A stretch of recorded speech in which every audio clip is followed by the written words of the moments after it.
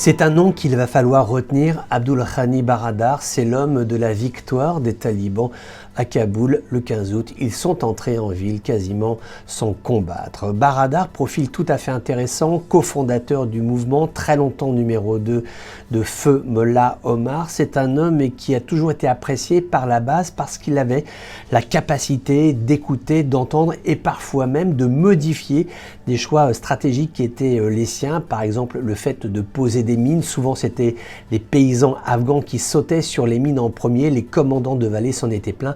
Baradar avait entendu et avait changé de ligne stratégique. De 2000 à 2008, il est incarcéré au Pakistan. Ce sont les Américains qui demandent à ce qu'il soit libéré. On ne saura jamais très exactement ce qui s'est passé en prison. Vraisemblablement, des tractations ont été engagées entre Baradar et des émissaires américains. Le fait est, c'est que quand il sort de prison, à partir de 2008, il y a un processus de négociation informel qui s'engage. Il aboutit au cycle de Doha. Là, pour le coup, les négociations sont officielles. Elles n'aboutissent pas. Il y a cette offensive ensuite des talibans qui est facilitée par le départ américain. Et ceci nous conduit à cette journée du 15 août. Baradar propose un profil dual, à la fois un homme qui est tout à fait intransigeant sur le fond, c'est-à-dire qu'il veut faire revenir ce qu'a été l'Émirat islamique d'Afghanistan. Là-dessus, il est très clair, très net, il ne fera jamais marche arrière.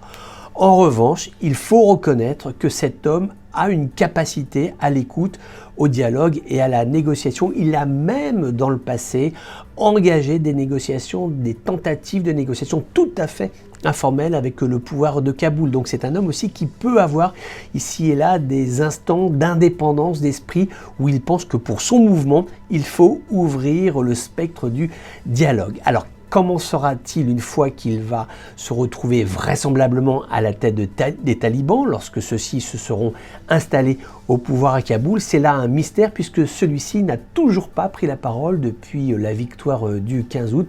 Quels seront les premiers mots de Baradar? Comment va-t-il envisager l'avenir du pouvoir taliban à Kaboul? C'est la question qui se pose aujourd'hui.